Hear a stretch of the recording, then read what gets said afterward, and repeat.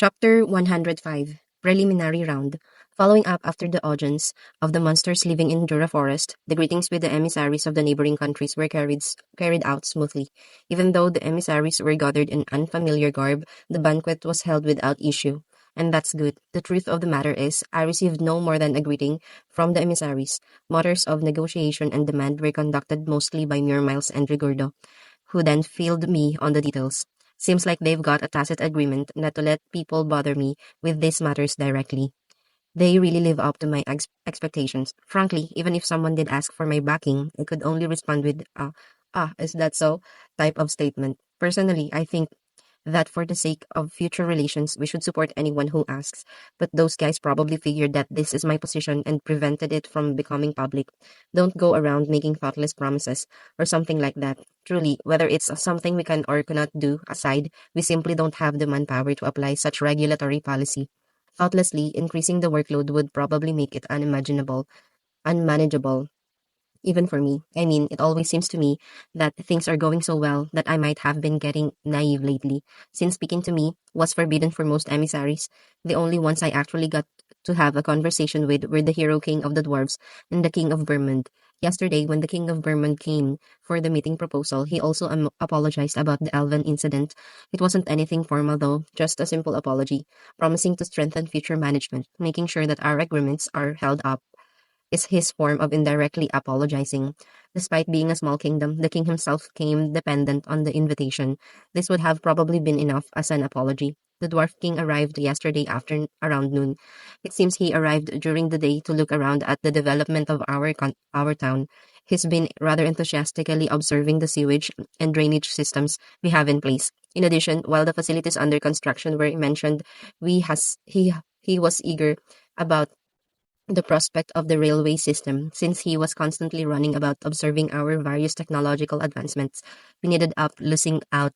We ended up losing out on a majority of the time we had to talk.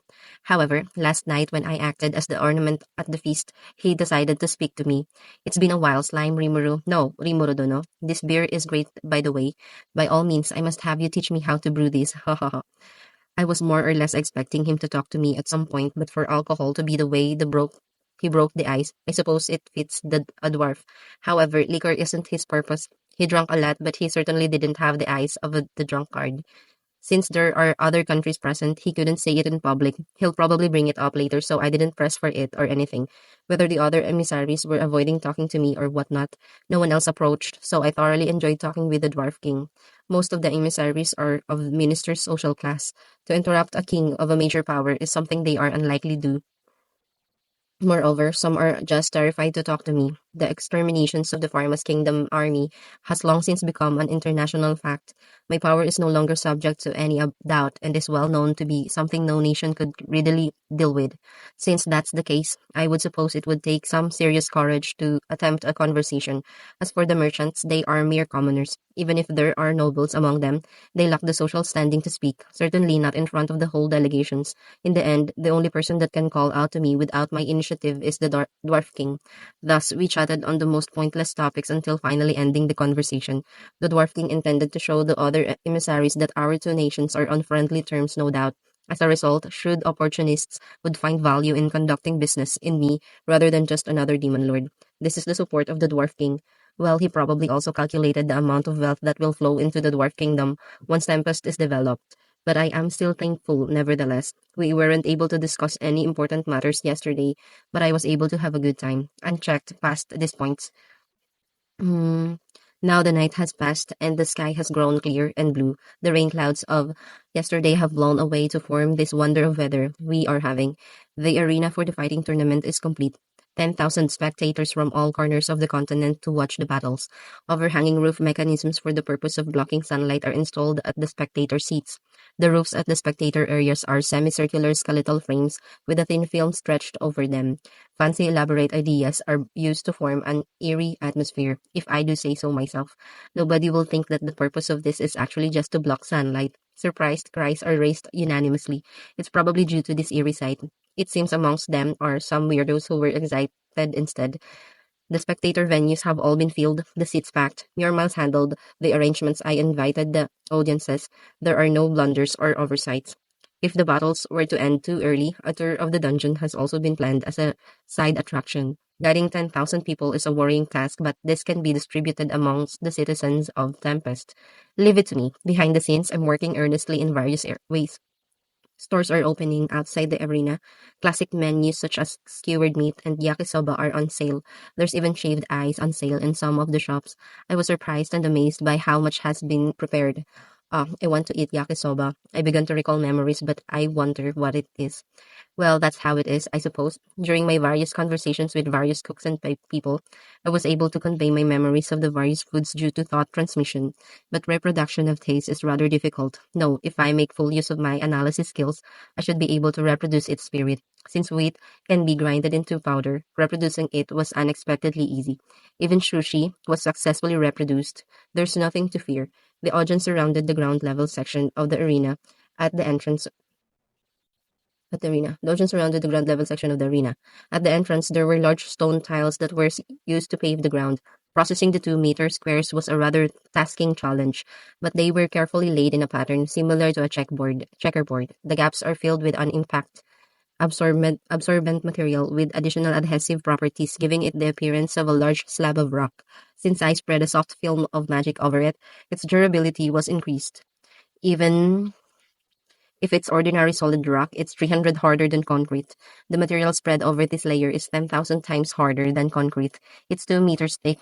I was surprised at how its durability is comparable to nuclear shelters. There's no need to even test it. I'm confident that it would be able to take a direct hit from a nuclear strike, especially after a certain bad cook had a try at breaking it.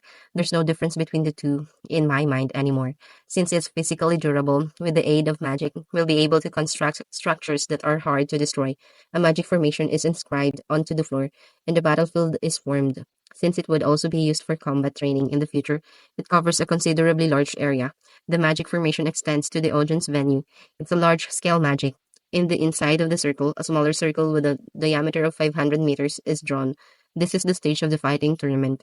Inside the visible double barrier, there's actually far more, though, is where the fighting tournament will be held. This time, we asked for the cooperation of the Holy Knights, and the Holy Barrier was also been erected.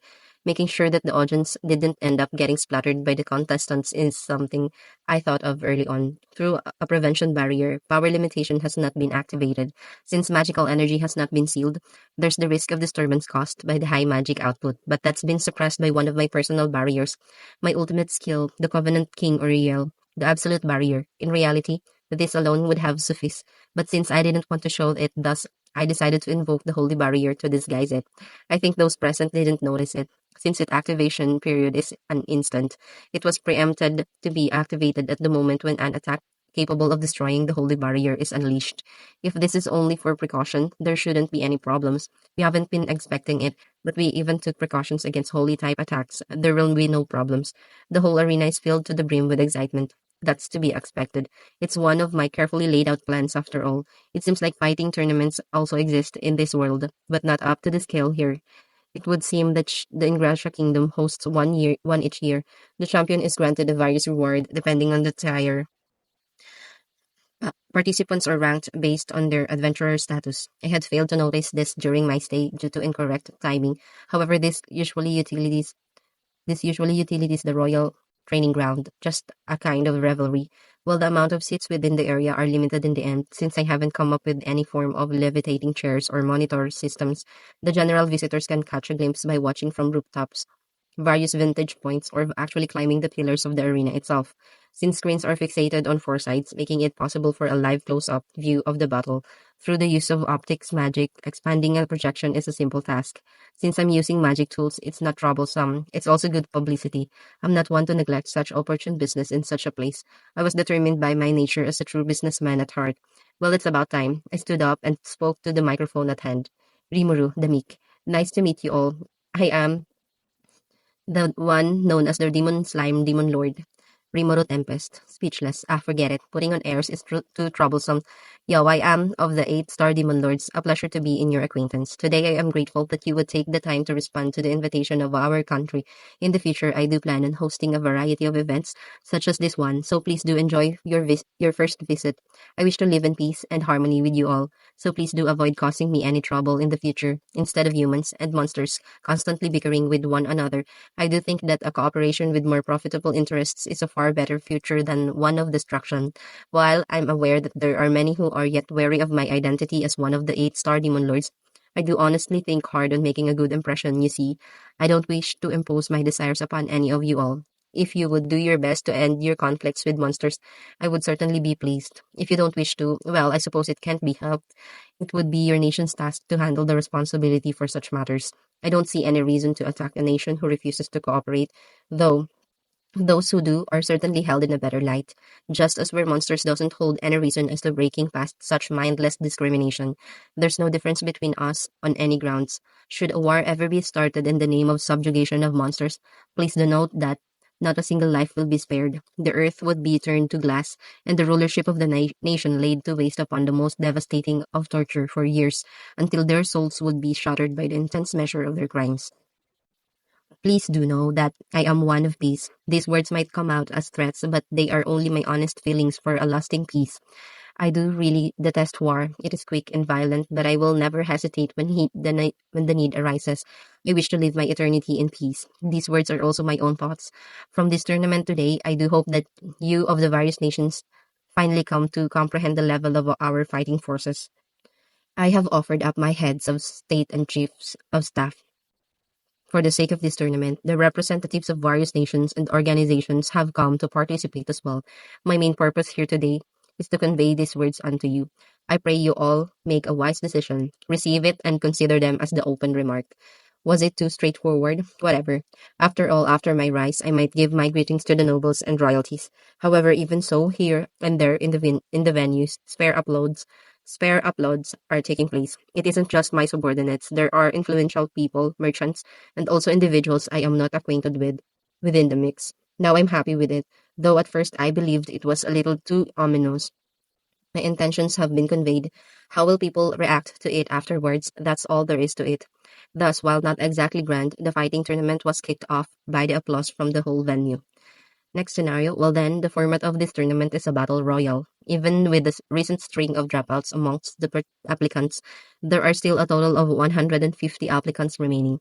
Because 3 participants are needed for their main match, they must be selected amongst the 150 individuals.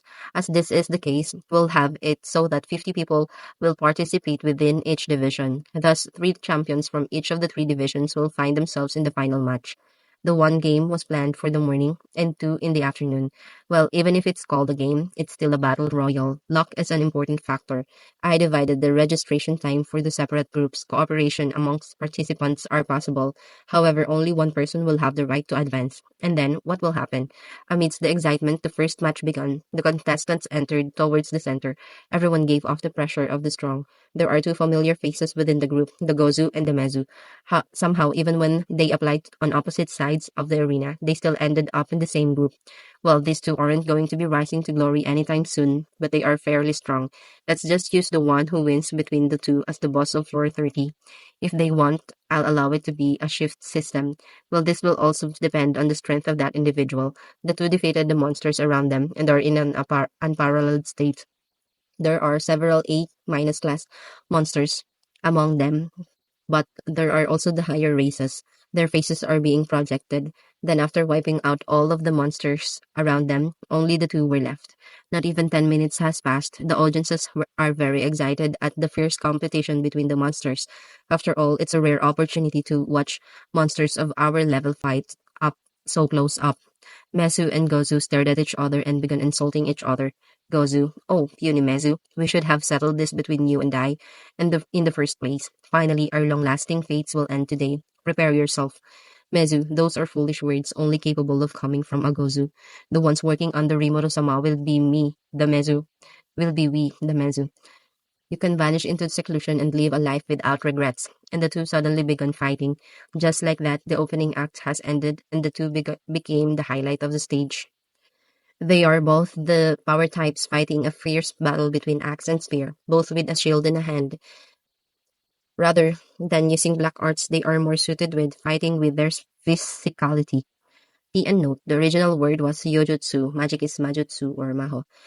An axe was swinged with all their might and was repelled by a shield. With their stance destroyed, a short spear strikes within a split second with ease and backs off. It took only 10 minutes for the two to be the only remainders, yet this exchange of blows and blocks waged on another 20 minutes. This 100-year war they fought doesn't seem to be over anytime soon. The audience was lost in the fascination of the fierce battle between the two. Well, that's to be expected. A battle between A ranks isn't something you'll normally see in a lifetime. It was a brilliant fight, and the battle is prolonged due to their well-matched abilities. It's an interesting battle, but the match ended with a sudden twist.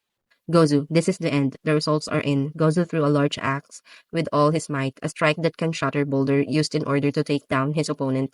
However, Mezu laughed fearlessly. Right before his charge, he paused for just a moment. The large axe, holding the large axe, now danced through the air, the left arm with it. However, Mezu dove into the chest of Goze and readied an unavoidable lunging posture, sacrificing his left arm in exchange for victory. When Mezu was certain about his victory, Gozu, too naive, lightning horn. After crying this out loud, the horns atop his head suddenly head-butted the right side of Mezu's head. His horns doubled in length, piercing through Mezu's right eye and arm. This was the decisive factor of the game. Due to the attack from his right, the trajectory of the rush missed. Furthermore, when he was attacked by the horns, he suffered additional lightning damage, boiling his blood. Gozu is the victor. Well, I mean, is Meso alive still after that one? I suppose to be unwary of those overly suspicious and large horns. Mezu only has himself to blame for this. And of course, Mezu has survived. I'll win next time, he yelled threateningly. He seems fine, however, the game has already been decided. The winner of the first match is Gozu. He is deserving as the first winner. It was a great match. After the noon break ended, the second match began. Above all, it seems the food stalls were well received. There are also those back in town who have been eating in horse carriages. Each individual is different. Now then, the players of the second round have entered. Question mark. Oh, I almost cried out loud since I understood this match will be over in an instant. After all, I saw a certain three-man group, a tall slim person with firm muscles, a big bulky person with armor-like muscles, a person with a build that should be called fat rather than large. They are the sons of Dagrawal that I met during the Walpurgis banquet once. They had magical energy on par with the old demon lords. Though since their techniques were subpar, they were easily twisted around by Sean with ease. However, in this preliminary round, they're overwhelming. They're even comparable to Gozu, and Misu in regards to being overwhelming. Or rather, those three are on the level of the main match. Though they weren't trained previously, I suppose I won't be able to be careless around them if or once they're trained. Something like that might actually be rather dangerous. They've powered up to such an extent in such a short amount of time. I suppose I suppose it has something to do with the clothes they're wearing, but Demon Trio, we're Sean's bodyguards. What nonsense are you saying? Because that's what I heard, letter for letter. Somehow, are you all right? I wanted to question them thoroughly. However, it seems the intellectual secretary or cool beauty Sean doesn't know anything about this. They've probably been complexly deceived by her appearance, or perhaps they've just awakened to their masochistic nature after being beaten. If that's the case, I don't want to know anymore. The results are as I anticipated. Let alone 5 minutes, they defeated everyone else in a minute. The elder was the one who won. He seems to be the strongest amongst the three. As such, it seemed like the second match ended with no highlight in this fashion, but that was not the case for the audience. There was an enthusiastic, excited atmosphere in the arena. Let alone A rank, there are Demon Lord class fighting forces. The merchants and emissaries from various nations were able to judge the extent of both the physical and magical power of those participating. It goes with their profession of needing to have an eye for talent. Most probably didn't even need to use any particular skills for this either. I shouted something from the unanimous excitement. After shouting so much, tonight's beer is going to taste great. After some excitement because of the tournament cup becoming a great success, it finally came to the final match. I looked at the contestants. Remarkably, there are also humans, but they're not holy knights. Will they be all right? Rimuru, oi, I see humans down there. Will they be all right? I listened to Murmals, who was by my side. I listened to Murmels, who was by my side. Murmels, ah well, I suppose they must be famous adventurers. Apparently, some of the A-rank adventurers from Ingrasha Kingdom's fighting tournaments.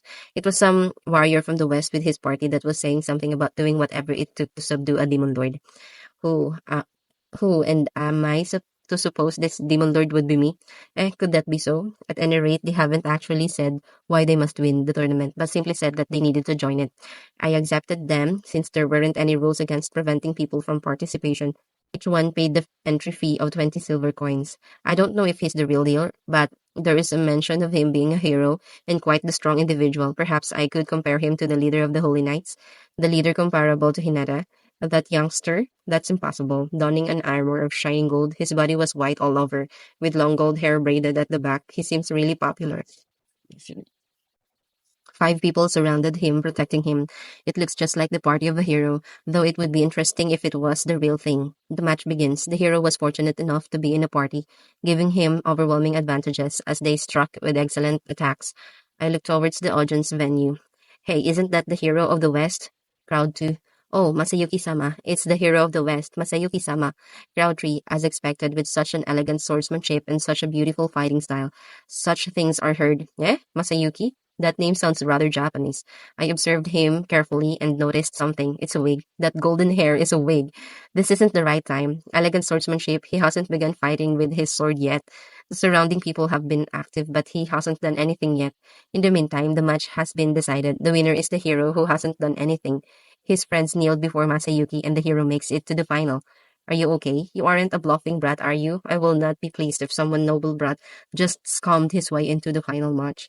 There have been cheers from the crowd. This popularity seems to be a little worrying. If I do nothing but simply evaluate him, this battle could get dangerous. Will he be all right? I'm a little worried for the hero Masayuki. In the end, this was how the preliminary rounds ended and how the final 3 contestants for the main tournament have been gathered. White's corner. Okay. This is translator's notes. Let's skip this. Okay. End of chapter 105.